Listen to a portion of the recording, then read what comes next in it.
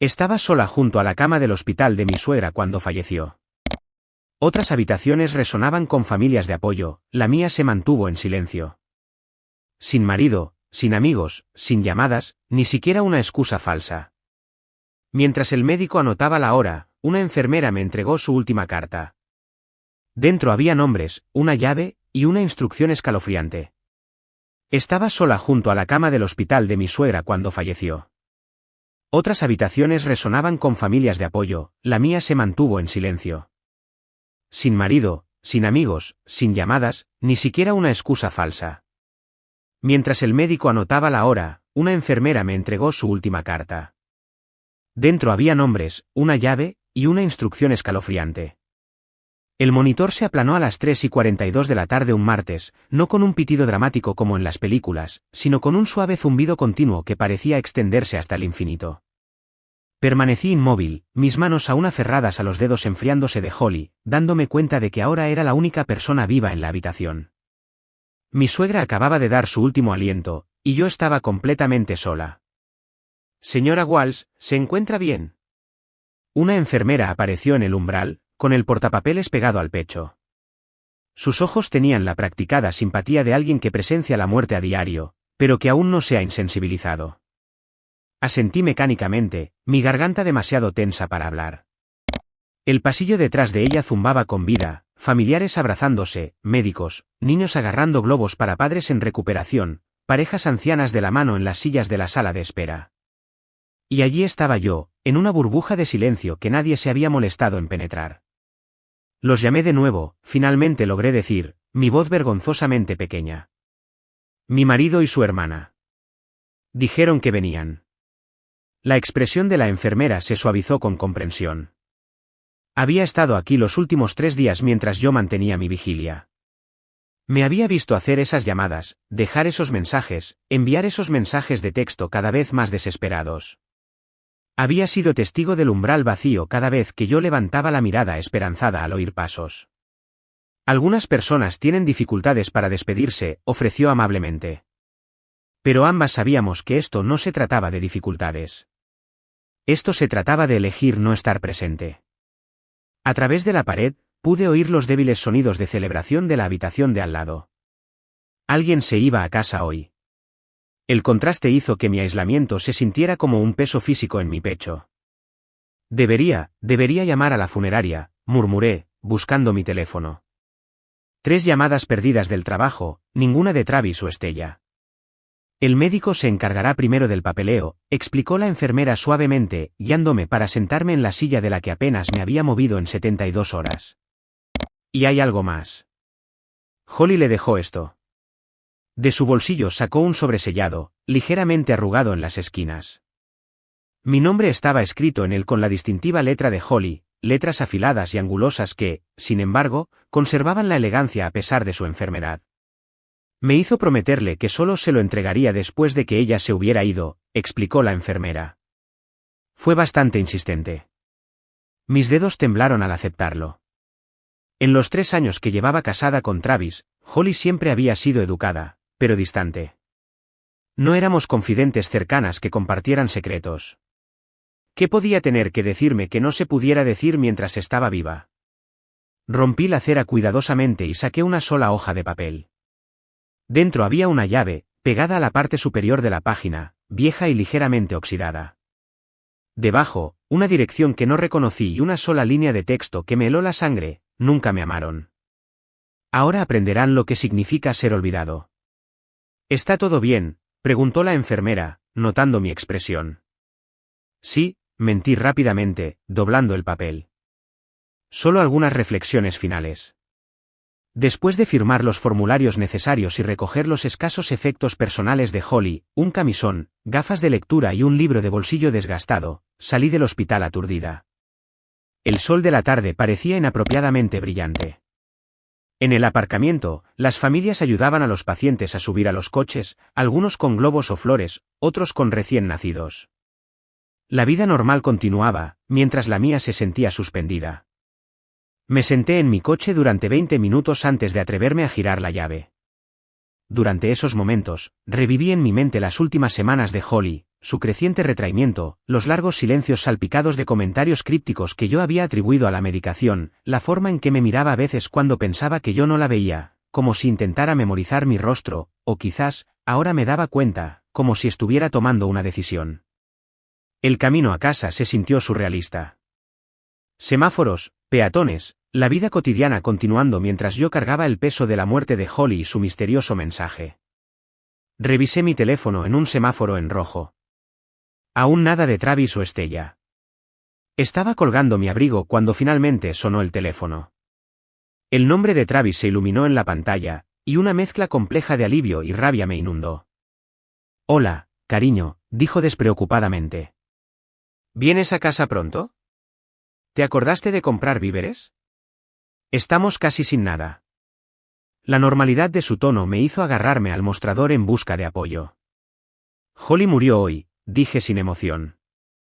La línea se quedó en silencio durante varios segundos. «Oh», dijo finalmente. «¿Cuándo pasó eso?» 3:42, respondí, mi voz firme a pesar de las lágrimas que caían por mi rostro. Lo habrías sabido si hubieras contestado alguna de mis llamadas. Otra pausa. Mira, tuve reuniones todo el día, ya sabes cómo es. Su voz bajó ligeramente. Bueno, ella nunca fue fácil. Terminé la llamada sin responder. La casa, nuestra casa, de repente se sintió insoportablemente vacía. Sobre la mesa de la cocina había facturas, revistas, detritus de la vida normal que ahora parecían sin sentido. Y en mi mano, la nota de Holly ardía como un carbón vivo. Esa noche, apenas dormí. Travis llegó tarde a casa, se metió en la cama sin hablar, y se fue antes del amanecer para una reunión temprana. Permanecí despierta hasta el amanecer, la llave del sobre de Holly clavándose en mi palma mientras la apretaba. A las 7 de la mañana, había tomado mi decisión. Me duché, me vestí y programé la dirección de la nota de Holly en mi GPS. Me llevó a 30 millas fuera de la ciudad, por caminos rurales cada vez más estrechos, hasta que llegué a un camino de grava casi oculto por arbustos cubiertos. Una verja de hierro forjado oxidada colgaba parcialmente abierta, como si me estuviera esperando. La cabaña más allá era pequeña y desgastada, su pintura alguna vez blanca se pelaba para revelar madera gris debajo. Las rosas silvestres habían conquistado una pared entera, sus ramas espinosas rascando contra los cristales deformados de las ventanas. Parecía abandonada, olvidada por el tiempo mismo. La llave encajó perfectamente en la cerradura empañada. Al abrir la puerta, chirrió en protesta, revelando un hogar congelado en el tiempo.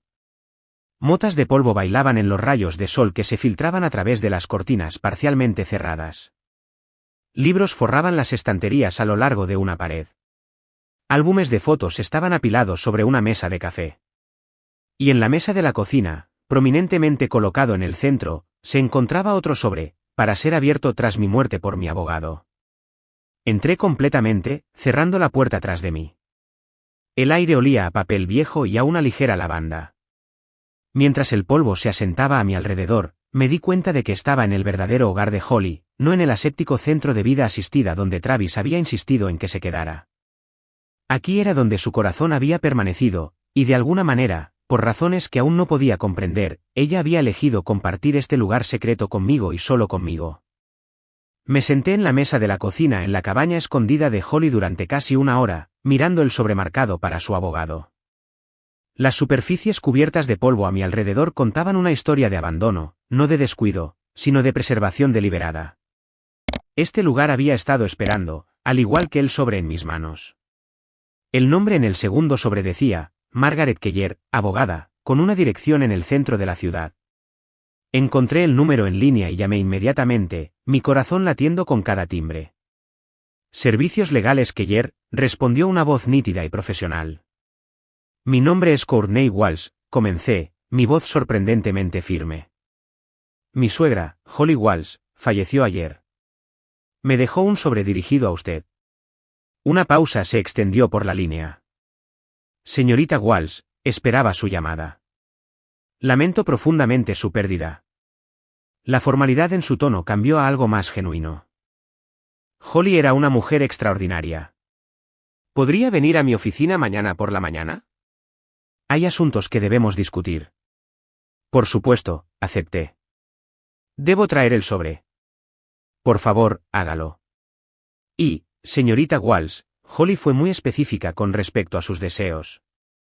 Solicitó que todos los beneficiarios nombrados estuvieran presentes para la lectura de su testamento. Eso incluiría a Travis y Stella Walsh. Mi estómago se tensó. ¿Tendrán que estar presentes en persona? Me temo que sí. Holly fue bastante insistente en este punto. Esa noche, regresé a casa y encontré a Travis tendido en el sofá, viendo resúmenes de baloncesto. Apenas levantó la vista al entrar. ¿Dónde has estado todo el día?, preguntó, con los ojos aún fijos en la pantalla. Me quedé en el umbral, estudiando su perfil, la misma mandíbula fuerte que la de Holly, pero nada de su carácter. He estado ocupándome de los asuntos de tu madre, ya que nadie más se molestó en presentarse cuando murió. Eso captó su atención. Silenció el televisor. No empieces con el viaje de culpa, Courtney. Mamá y yo teníamos nuestros problemas, lo sabes. Su abogada llamó, continué, ignorando su actitud defensiva. Tenemos que estar en su oficina mañana por la mañana para la lectura del testamento. ¿Tú y Stella? Resopló. ¿Qué testamento? Mamá no tenía más que facturas médicas. No obstante, su abogada insiste en que todos asistamos. La señora Keller dijo que Holly fue muy específica en esto. Travis puso los ojos en blanco, pero se encogió de hombros. Bien. Llamaré a Stella. A la mañana siguiente, Travis nos llevó al centro en un silencio irritado. Nos encontramos con Stella fuera del modesto edificio de ladrillos que albergaba los servicios legales Keller. Fumaba, con su rostro anguloso contraído por la molestia. Esto es ridículo, murmuró, apagando su cigarrillo. Tuve que pedir tiempo libre sin sueldo para esto. Entramos juntos en el edificio, una familia solo en el sentido más técnico. La oficina de la señora Keller era pequeña, pero impecable, muebles de nogal, libros de derecho y una sola orquídea en el alféizar de la ventana. La abogada misma hacía juego con su entorno, cabello plateado, vestida impecablemente, con ojos astutos que parecían evaluarnos al instante. Dos mujeres mayores ya estaban sentadas en las sillas de visita, Diane y Eleanor, amigas de la iglesia de Holly a quienes había conocido en reuniones festivas años atrás.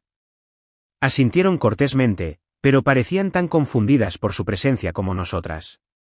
Gracias a todos por venir, comenzó la señora Keller una vez que estuvimos sentadas. Como representante legal de Holly durante los últimos 15 años, se me ha confiado la ejecución de sus últimos deseos. Travis miró su reloj ostentosamente. Stella golpeaba su pie, con los brazos cruzados a la defensiva sobre su pecho. Procedamos, continuó la señora Keller, poniéndose las gafas de lectura y abriendo una carpeta de cuero. Este es el último testamento y voluntad de Holly Elizabeth Walsh, revisado y notariado hace 2 meses. Comenzó a leer el lenguaje formal del documento. Travis y Stella intercambiaron miradas aburridas. Diane y Eleanor se sentaron respetuosamente atentas. Apreté mi bolso, dentro del cual descansaban ambos sobres que Holly me había dejado. Pasando a la distribución de bienes, continuó la señora Keller. A mi hijo, Travis Walsh. Travis se enderezó ligeramente. Le dejo mi perdón, aunque no se lo ha ganado. La sala se quedó en silencio. El pie de Stella dejó de golpear. A mi hija, Stella Walsh, le dejo mi anillo de boda, que una vez admiraste. Que te recuerde que las promesas deben cumplirse. El rostro de Stella se puso rojo carmesí. A mis amigas, Diane Mercer y Eleanor Thompson, les dejo mi gratitud por la amabilidad que me mostraron en mi último año, y una suma de $5,000 a cada una. Las dos mujeres intercambiaron miradas de sorpresa. Y a mi nuera, Courtney Walsh, le dejo la totalidad de mi patrimonio restante, incluyendo mi residencia principal en 47 Willow Lane, todas las cuentas bancarias, carteras de inversión, pólizas de seguro y posesiones personales. El silencio se rompió. ¿Qué? La voz de Stella cortó la sala. Eso es absurdo. Travis se puso de pie de un salto. Debe haber algún error. Courtney apenas conocía a mi madre. La señora Keller permaneció completamente serena. No hay error. Holly estaba en su sano juicio cuando hizo estos cambios. ¿Cambios?, exigió Travis. ¿Qué cambios? Cuando su madre revisó su testamento el 15 de marzo de este año, poco después de recibir su diagnóstico terminal. Travis se volvió hacia mí, su rostro retorcido por la sospecha. ¿Sabías esto, verdad? ¿Qué hiciste? ¿La manipulaste mientras estaba drogada? ¿Te aprovechaste de su confusión? No tenía idea, susurré, genuinamente sorprendida. Entonces, un recuerdo surgió. Me pidió que la llevara a una cita en el centro en marzo. Dijo que era para su plan de medicación. Esperé en el coche. Qué conveniente, escupió Estella. El acto de nuera devota funcionó perfectamente, ¿verdad? Pues bien, vamos a impugnar esto. Mamá no estaba en sus cabales. La señora Keller se aclaró la garganta. Anticipé esta reacción. Holly también lo hizo. Deslizó un documento por la mesa. Esta es una evaluación psiquiátrica realizada una semana antes de que Holly cambiara su testamento, certificando su competencia mental. También grabó una declaración en vídeo explicando sus decisiones, que se proporcionará a la corte si es necesario. El rostro de Travis se había puesto pálido. ¿Cuánto?, preguntó con voz ronca. ¿Cuánto dejó? La señora Keller me miró. Solo la cabaña vale aproximadamente $300.000. Hay cuentas de inversión por un total de poco más de $270.000, y pólizas de seguro por valor de $150.000. Holly vivía modestamente, pero invertía sabiamente. Diane y Eleanor me miraban con una mezcla de sorpresa y algo más, respeto, quizás, o reivindicación. ¿Esto es legalmente vinculante?, continuó la señora Keller. Mi oficina se encargará de la transferencia de todos los bienes. Y ahora, si me disculpan, necesito hablar en privado con la señora Walsh. Después de que Travis y Estella salieran furiosos, seguidos por las dos amigas, la señora Keller me entregó un tercer sobre. Holly me pidió que le diera esto después de la lectura. Dijo que usted entendería. Sola en su oficina, lo abrí con dedos temblorosos.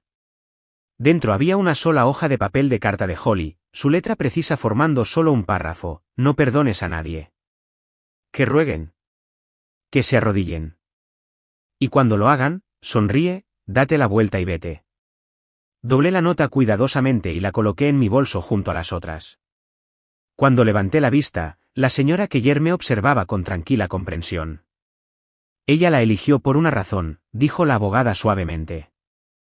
No solo como su beneficiaria, sino como su voz. En ese momento, finalmente comprendí. Holly no solo me había dejado dinero o propiedades. Me había dado algo mucho más valioso, el poder que nunca tuvo en vida, y con él, una misión que pondría a prueba cada parte de mí. Afuera, Travis esperaba junto al coche, su expresión una tormenta de confusión y rabia. Estella había desaparecido. Al acercarme, sentí que algo cambiaba dentro de mí, una nueva fuerza fluyendo por mis venas. La voz de Holly pareció susurrar en mi oído: ahora aprenderán lo que significa ser olvidado. El viaje de regreso a casa desde la oficina de la señora Keller fue insoportable. Travis apretaba el volante con los nudillos blancos, su mandíbula tan tensa que pude ver un músculo temblando bajo su piel. Ninguno de los dos habló. El silencio colgaba entre nosotros como un tercer pasajero, pesado con acusaciones no dichas. Me quedaré en la cabaña esta noche, finalmente dije mientras entrábamos en nuestra entrada. Necesito revisar algunas cosas de Holly. Travis me lanzó una mirada de reojo, el cálculo reemplazando la rabia en sus ojos. Claro. Coge lo que necesites. Esto debe ser abrumador para ti. El cambio repentino en su tono me puso la piel de gallina. Tomé una bolsa de noche sin decir otra palabra y regresé a la casa secreta de Holly, ahora mi casa según el testamento. La cabaña se sentía diferente en el crepúsculo que se acercaba, menos abandonada, más expectante. Encendí las lámparas, quité las telarañas e hice una taza de té en la cocina, donde el polvo cubría cada superficie. En un estante cerca de la chimenea, descubrí una fila de diarios encuadernados en cuero que abarcaban décadas, cada uno etiquetado con un año con la letra precisa de Holly. Seleccioné el más reciente y me acomodé en un sillón junto a la ventana. Afuera, los grillos comenzaron su coro vespertino. Al abrir la primera página, Ben se fue hoy hace 7 años, había escrito Holly. Travis llamó por primera vez en meses. Necesitaba dinero para reparar el coche. Se lo di porque soy una tonta que todavía cree que el amor de una madre debe ser incondicional. Ben estaría furioso conmigo. Leí hasta que mis ojos ardieron. Diario tras diario revelaba una mujer que nunca había conocido realmente, perspicaz, observadora y cada vez más aislada. Holly había documentado todo, las crecientes demandas financieras de Travis, los comentarios hirientes de Stella sobre sus vergonzosas elecciones de moda y opiniones anticuadas, los amigos que se alejaron cuando su enfermedad dificultó la socialización. Llamé a Travis 3 veces esta semana, decía una entrada de hace solo 6 meses. Está filtrando mis llamadas. Cuando finalmente contestó, pude oír un partido de baloncesto de fondo. Dijo que estaba inundado, pero que vendría pronto a visitarme. Eso fue en febrero. Ahora es junio. Lo más desgarrador fueron sus descripciones de vacaciones pasadas sola. Hice un pavo pequeño de todos modos. Puse la mesa para 4 por costumbre, aunque sabía que nadie vendría. Stella me envió un mensaje de texto: van a pasar la Navidad con la familia de su novio en Vermont. Travis ni siquiera se molestó en poner una excusa este año. Dormí intranquila esa noche, las palabras de Holly resonando en mis sueños. A la mañana siguiente, descubrí un baúl de madera escondido bajo la cama en el dormitorio principal. Dentro había manojos de cartas atadas con cinta descolorida, correspondencia entre Holly y Ben que abarcaba sus 40 años de matrimonio. Una carta, fechada solo semanas antes de la muerte de Ben, me impactó particularmente. Mi queridísima Holly, había escrito Ben con letra temblorosa. El médico dice que no me queda mucho tiempo, así que necesito decir lo que importa.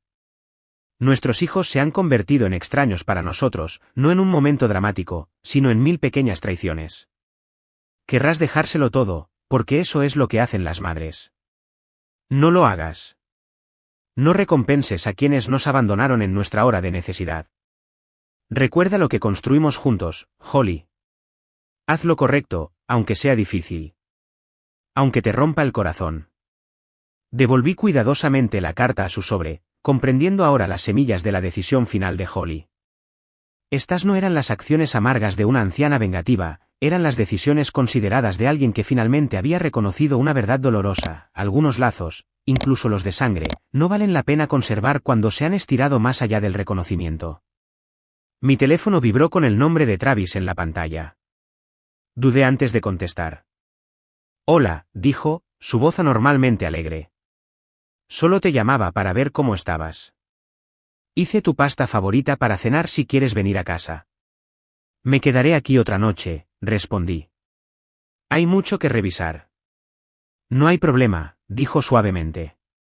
Estaba pensando, ¿por qué no hacemos un viaje de fin de semana pronto? Solo nosotros. Como en los viejos tiempos. Nos vendría bien algo de tiempo para reconectar después de todo lo que ha pasado. Mi estómago se revolvió ante su intento transparente. Tal vez, dije evasivamente. Te avisaré.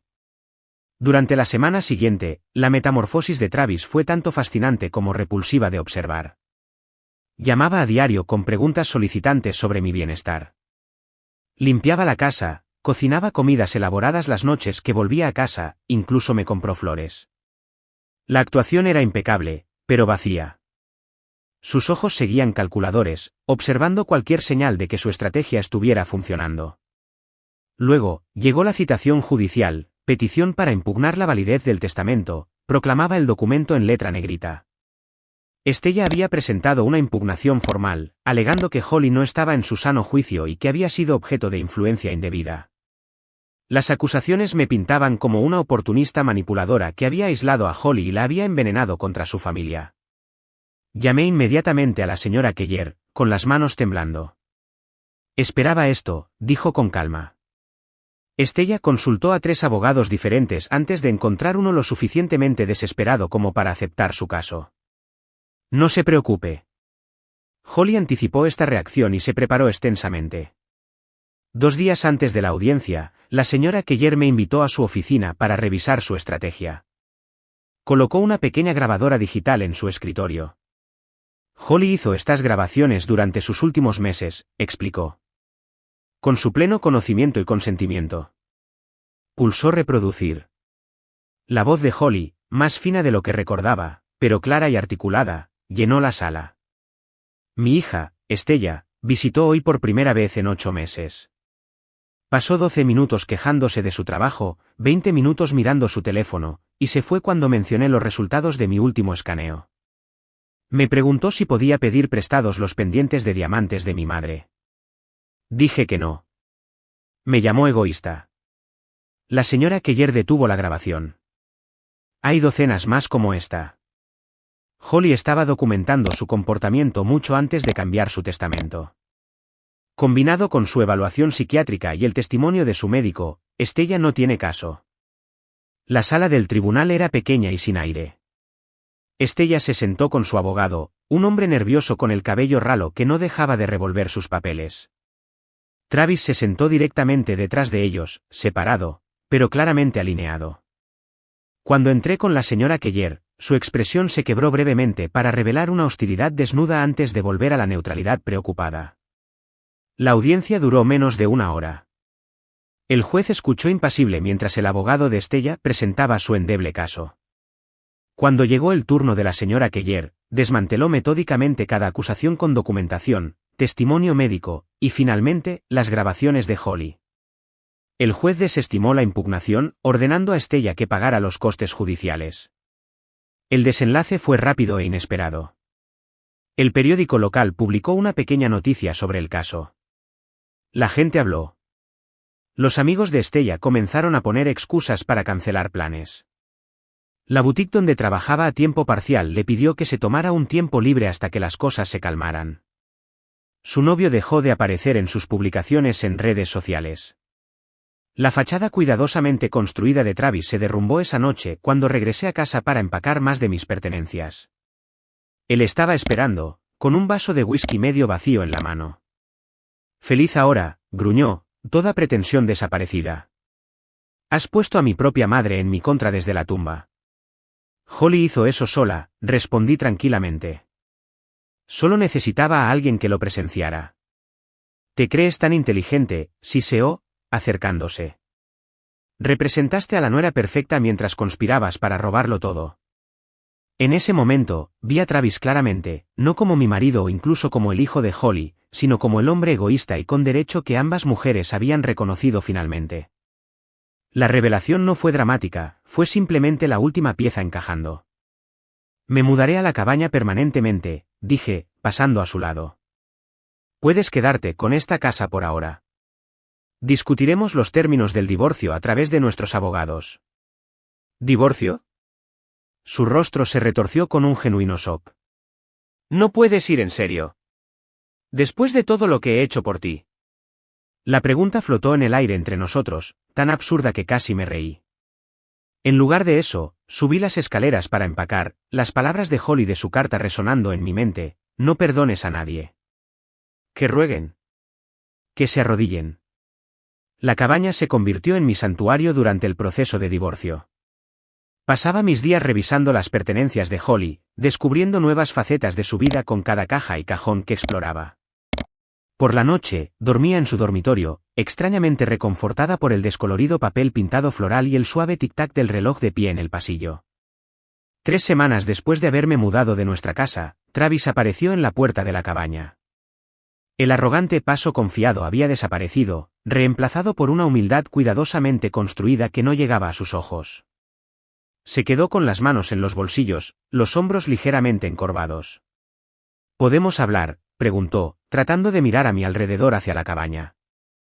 Salí en lugar de invitarlo a entrar, cerrando la puerta firmemente detrás de mí. El espacio de Holly no era para que él lo invadiera. El banco llamó, dijo después de un incómodo silencio. Están cuestionando algunos de los préstamos comerciales. Sin el poder de CEO firma de mamá. Se quedó callado, con los ojos fijos en un punto justo más allá de mi hombro. Y, le incité, negándome a facilitárselo. Estoy en un aprieto, Kurt. Solo hasta que las cosas se estabilicen. 5.000 cubrirían la hipoteca de este mes y el pago del coche. Estudié su rostro, el rostro junto al que me había despertado durante 3 años, pensando que conocía a la persona detrás de él. Tu madre me dejó todo, respondí con calma. Tú la dejaste sin nada. Solo estoy siguiendo sus deseos. Su fachada cuidadosamente construida se resquebrajó. Está muerta. ¿Qué le importa ahora? Esto ya no se trata de mamá. Esto se trata de que seas vengativa. No, Travis. Esto se trata de consecuencias. Holly te vio claramente al final. Y ahora, yo también. Mientras regresaba furioso a su coche, no sentí satisfacción, solo una tranquila certeza de que estaba honrando la última petición de Holly. Estella llegó después, no en persona, sino a través de un frenético mensaje de voz dejado a las 2 de la madrugada. Mi casero amenaza con el desalojo, farfulló, claramente ebria. Perdí mi trabajo por culpa de ese estúpido caso judicial. Todo esto es culpa tuya. Lo menos que podrías hacer es ayudarme. Borré el mensaje sin responder. La cabaña misma parecía tener opiniones sobre mis decisiones. Cada vez que rechazaba sus súplicas, las viejas tablas del suelo crujían en lo que parecía una aprobación.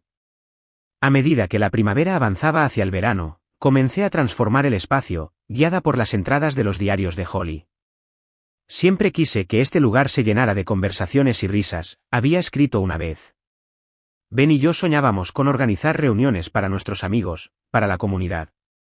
Luego la vida se interpuso, y de alguna manera nunca sucedió. Contraté contratistas locales para reparar el porche hundido y actualizar la fontanería. Pinté las paredes en colores cálidos y acogedores, y reemplacé las alfombras desgastadas por suelos de madera pulida. El toque final fue un letrero de madera tallado a mano sobre la puerta principal, el refugio de Holly. La señora Keller me ayudó a establecer una fundación sin fines de lucro con una parte de las inversiones de Holly. Abrimos las puertas en lo que habría sido el 73 cumpleaños de Holly, ofreciendo a la comunidad un lugar para grupos de apoyo al duelo, programas de compañía para ancianos y cenas comunitarias semanales. A Holly le habría encantado esto, dijo Diane, con los ojos húmedos, mientras recorría el espacio renovado. Se había convertido en una visitante habitual durante el proceso de renovación, compartiendo historias sobre Holly que pintaban una imagen vívida de la mujer antes de que la soledad y la enfermedad hubieran apagado su espíritu. Ella siempre fue la primera en organizar un tren de comidas cuando alguien estaba enfermo, añadió Eleanor, ajustando una fotografía de Holly que había colgado en la entrada. ¿Recuerdas cómo enseñaba esas clases de cocina en la iglesia? Hacía que todos se sintieran como en familia. La ironía no se me escapó. Holly había creado conexiones familiares con completos extraños mientras sus propios hijos la habían abandonado. Pero a través del trabajo de la fundación, surgió una nueva narrativa. La gente del pueblo comenzó a hablar de Holly de manera diferente, ya no la anciana solitaria que murió sola, sino el espíritu generoso cuyo legado unía a la comunidad. 6 meses después de la muerte de Holly, Travis hizo su movimiento más calculado. Me invitó a almorzar a nuestro antiguo restaurante favorito, un íntimo lugar italiano donde habíamos celebrado aniversarios y cumpleaños. Llegó temprano, asegurando nuestra mesa habitual junto a la ventana. Cuando me senté, inmediatamente buscó mis manos sobre la mesa. He estado pensando mucho, comenzó, su voz baja y seria. Mucho introspección. No fui el marido que te merecías. No fui el hijo que mi madre necesitaba. Saqué mis manos de su agarre, observándolo cuidadosamente. Quiero que empecemos de nuevo, Kurt. Renovaremos nuestros votos. Reconstruiremos lo que teníamos. Sacó una pequeña caja de terciopelo de su bolsillo y la colocó entre nosotros.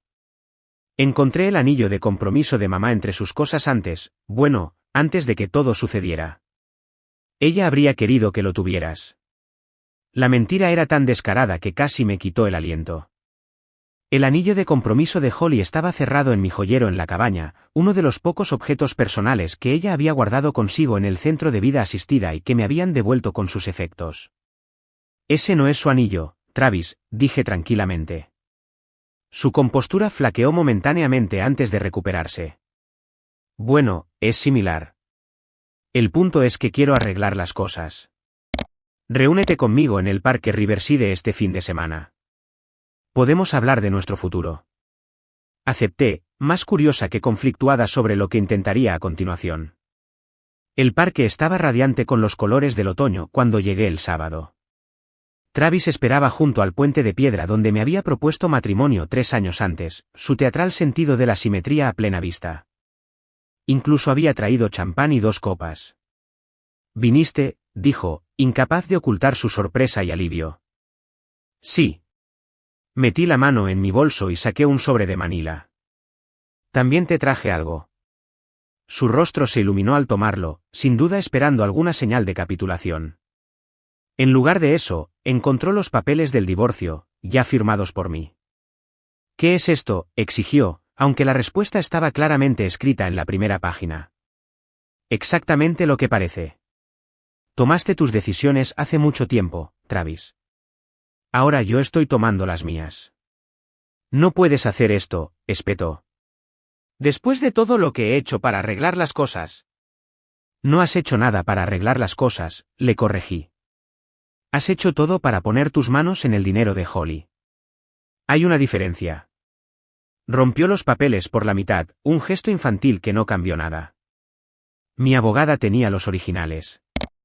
«Esto no ha terminado», amenazó, alejándose furioso. Pero sí lo estaba. 2 días después, llegó un correo electrónico de Estella. Había desaparecido la rabia con derecho de sus comunicaciones anteriores. En su lugar había una disculpa cuidadosamente elaborada y una súplica sincera de ayuda. «He tocado fondo», escribió. «Sé que no merezco tu ayuda, pero estoy desesperada. Incluso un pequeño préstamo marcaría la diferencia ahora mismo». Consideré sus palabras durante mucho tiempo, recordando la última carta de Holly. Luego, escaneé esa carta y la adjunté a mi respuesta. «Nada más, nada menos, no perdones a nadie. Que rueguen. Que se arrodillen. Y cuando lo hagan, sonríe, date la vuelta y vete». Bloqueé su dirección de correo electrónico inmediatamente después. Esa noche, caminé por el refugio de Holly después de que todos se hubieran ido a casa. La habitación aún conservaba los ecos de las conversaciones del día, vecinos ancianos compartiendo historias con té, una joven viuda encontrando consuelo en un grupo de apoyo, niños riendo durante un programa después de la escuela. Por primera vez desde la muerte de Holly, sentí una genuina sensación de paz invadirme. Ya no era solo la esposa de alguien. Ya no era solo la nuera de alguien. Era una mujer parada sola, llevando adelante el legado de otra mujer a la que se le había hecho daño y que se había negado a morir en silencio. Pasé mis dedos por los lomos de los diarios de Holly, ahora exhibidos en un estante especial en la sala comunitaria. «Ahora lo entiendo», susurré a la habitación vacía. «Esto es lo que siempre quisiste». Un año pasó como pasar páginas en uno de los diarios de Holly, a veces lentamente, a veces en un torbellino de actividad, pero cada día sumándose a una historia que aún se estaba escribiendo. El refugio de Holly floreció más allá de mis expectativas más optimistas.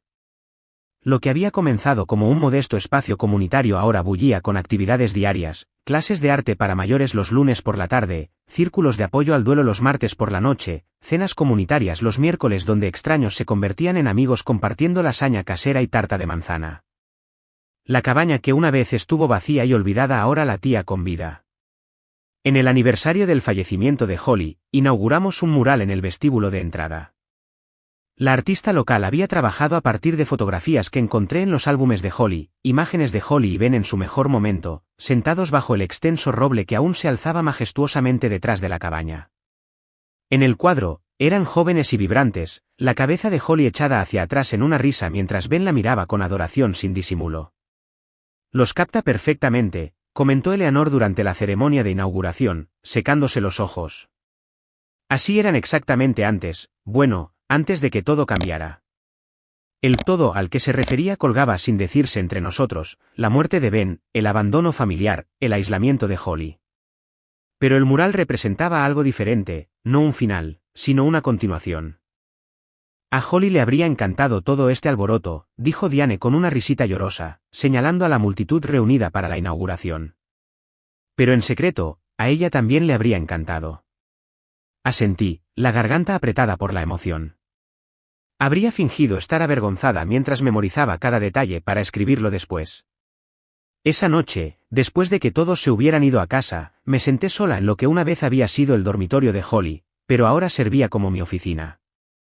El periódico local había cubierto la inauguración, y tracé con el dedo sobre el titular: el refugio de Holly cumple un año de servicio a la comunidad.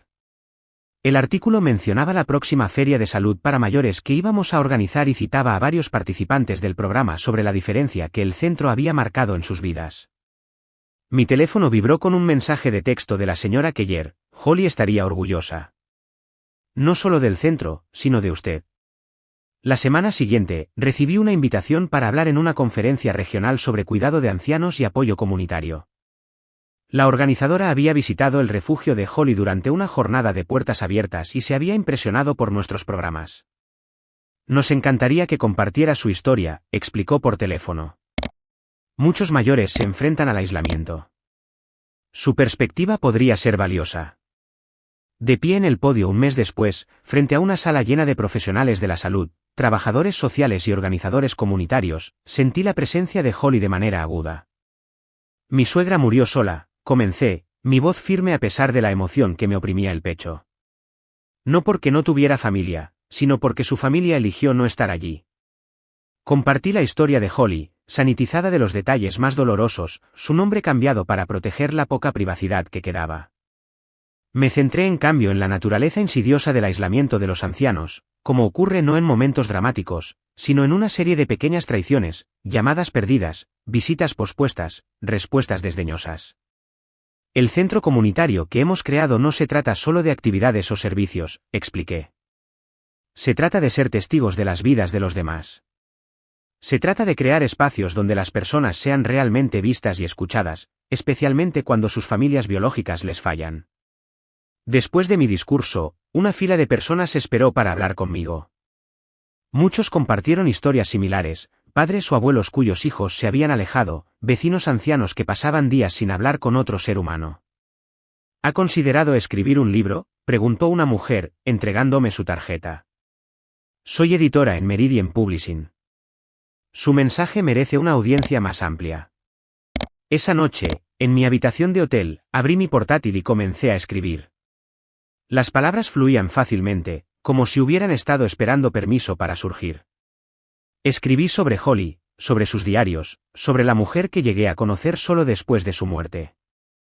Escribí sobre el duelo, no solo por su fallecimiento, sino por la relación que podríamos haber tenido si hubiera reconocido su soledad antes.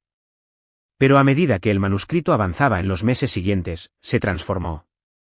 Los primeros capítulos, impregnados de pérdida y arrepentimiento, dieron paso a algo inesperado: esperanza. Me encontré escribiendo sobre el refugio de Holly, sobre la comunidad que se había formado dentro de sus muros, sobre la sanación que ocurre cuando las personas se unen con un propósito. Titulé el manuscrito, La carta que me liberó, un homenaje a la última comunicación de Holly que había cambiado el curso de mi vida. A mi editora le encantó, calificándolo como un examen oportuno de la obligación familiar, el cuidado de los ancianos y encontrar fuerza en lugares inesperados. Las noticias corrieron, como siempre sucede en los pueblos pequeños. Oí a través de Eleanor que Travis se había mudado a Arizona, se había vuelto a casar solo 6 meses después de que nuestro divorcio se finalizara. Había encontrado trabajo en un concesionario de coches, un paso por debajo del negocio que se había visto obligado a vender cuando los préstamos vencieron. Su nueva esposa tenía 24 años, una exrecepcionista en su antigua empresa. Aparentemente ya están intentando tener un bebé, informó Eleanor durante una de nuestras sesiones de té semanales. Asentí, sin sentir nada más que una vaga sensación de lástima por una mujer que no sabía en lo que se había metido. La trayectoria de Estella había sido diferente. Según los chismes del pueblo, había tomado el turno de noche en la cafetería de 24 horas de la autopista, sirviendo a camioneros e insomnes. Diane la había visto allí una vez, más delgada, más pálida, con su habitual lengua afilada notablemente ausente. Me miró a través de mí, dijo Diane. Ni siquiera me miró a los ojos cuando me trajo el café. Nunca respondí a estas actualizaciones, nunca expresé satisfacción o arrepentimiento. La última instrucción de Holly, sonríe, date la vuelta y vete, se había convertido en mi mantra, no por crueldad o venganza, sino por la tranquila certeza de que algunos puentes, una vez quemados, deberían seguir así. El libro fue publicado en primavera, coincidiendo con el 2º aniversario del refugio de Holly. El evento de lanzamiento, celebrado en la sala comunitaria del centro, atrajo una multitud sorprendentemente grande. Mientras firmaba ejemplares y aceptaba felicitaciones, no pude evitar pensar en cuán diferente podrían haber sido las cosas si Holly hubiera estado rodeada de incluso una fracción de este apoyo durante sus últimos días. Más tarde esa noche, después de que los proveedores de servicios de catering hubieran empacado y el último invitado se hubiera ido, salí al enorme roble detrás de la cabaña. Sus ramas se extendían hacia el cielo que oscurecía, las hojas susurraban con la suave brisa. En su base, coloqué un ramo de flores silvestres, la misma variedad que había crecido en el jardín de Holly cuando ella y Ben compraron esta tierra por primera vez. Nunca fuiste olvidada, susurré, apoyando la palma de la mano contra la corteza rugosa. Y ahora, yo tampoco lo estoy. La brisa aumentó, haciendo bailar los pétalos a mis pies. En ese momento, sentí una profunda sensación de plenitud. El pasado, con todo su dolor y traición, permaneció donde debía estar, detrás de mí.